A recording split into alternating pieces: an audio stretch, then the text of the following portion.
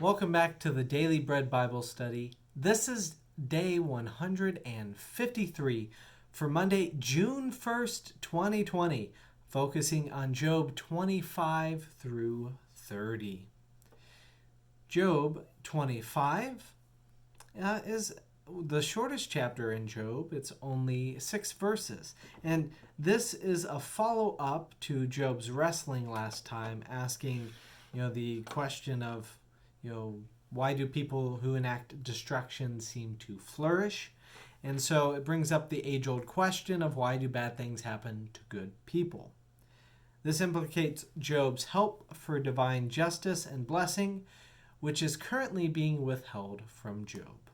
So our protagonist longs for justice, especially in his circumstances of suffering. To all of this situation, Bildad, his supposed friend, has a simple question in Job 25, verse 4. How then can a mortal be righteous before God? Bildad compares humans to impure creatures, namely maggots and worms. And the idea is that justice and righteousness are possessed by God, and humans' version of peace misses some seeing things from God's perspective. This is also a subtle way of saying to Job, do not put yourself in God's shoes. Now, in chapter 26, Job responds saying he knows the power of the Almighty. And yes, God is righteous, powerful, and humans would be foolish to act in God's stead or act like God. No person can fill God's shoes. But Job is not seeking to become the Almighty. He is simply wanting his friend to acknowledge that Job is in a hard place. See, God does not need consolation, but rather Job is hungry for this consolation. Job then describes the magnitude of God's capacities, detailing how God moves through creations, letting Bildad know that he does know God, in fact. Now, Job 27 continues. After all the back and forth with his friends, Job is staying committed to his case and his God, saying in Job 27:5, far be it from me to say that you are right. Until I die, I will not put away my integrity from me. I will hold fast my righteousness and will not let it go. My heart does not reproach me for any of my days. So, if Job is in the error, if he is in the wrong, Job wants to hear it from God. He wants to be corrected by God, and he is going to stand firm until he hears otherwise. Job feels compelled to speak the words to God. He even references a good point in Job 27:8. For what is the hope of the godless when God cuts them off, when God takes away their lives? I'm going to nuance his argument slightly, saying that I see Job stating non-believers do not expect to hear from God, right? If you don't believe in God, why would you expect to hear from him? It's the believers.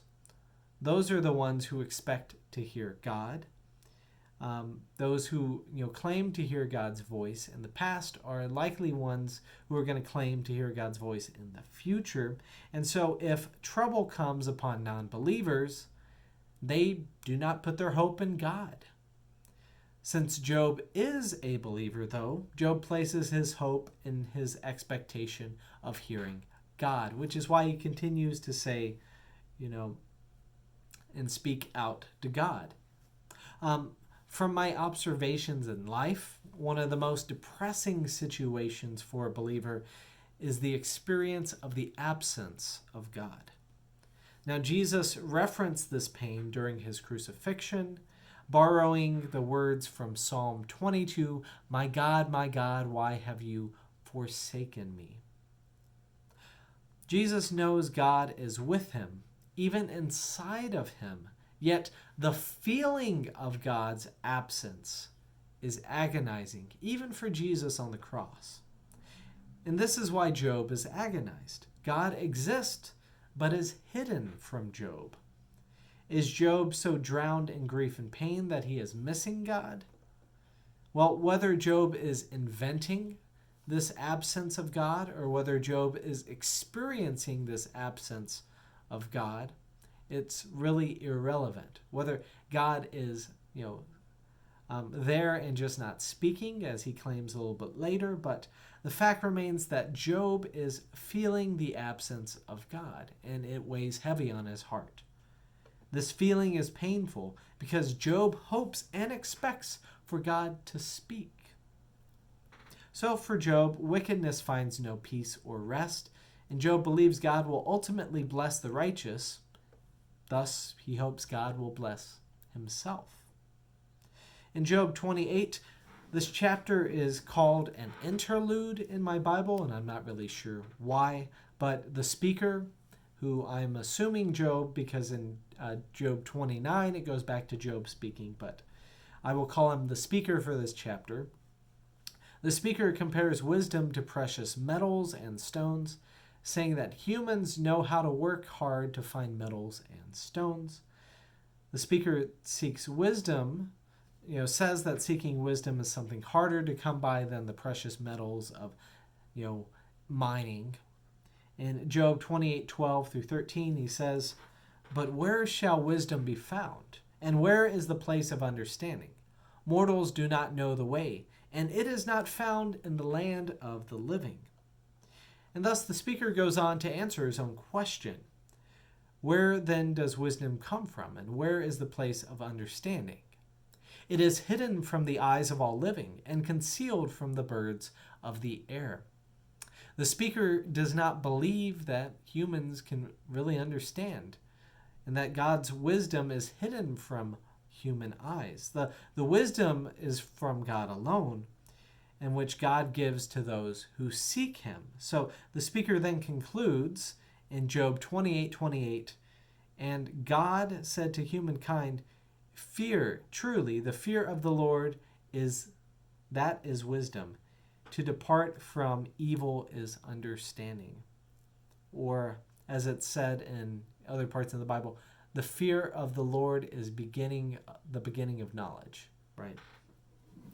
This idea that when we follow God, God's words, God's insight, God's wisdom will be what guides us and motivates us versus our human perceptions of the way things are or our human limited perspective.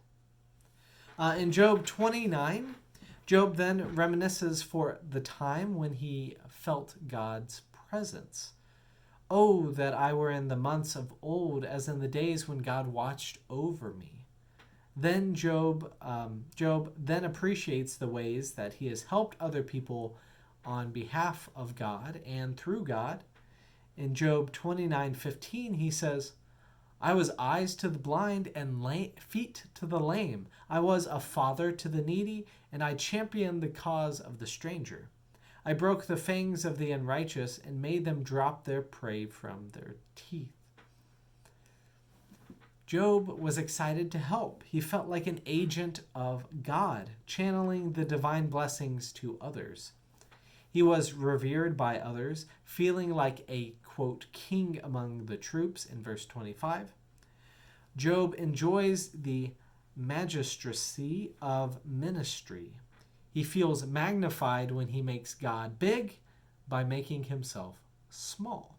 In other words, Job is proud of his humility. But in Job 30, he states also too that he doesn't really like the change in public perception around him. In Job 30, verse 9 through 11, "And now they mock me in song.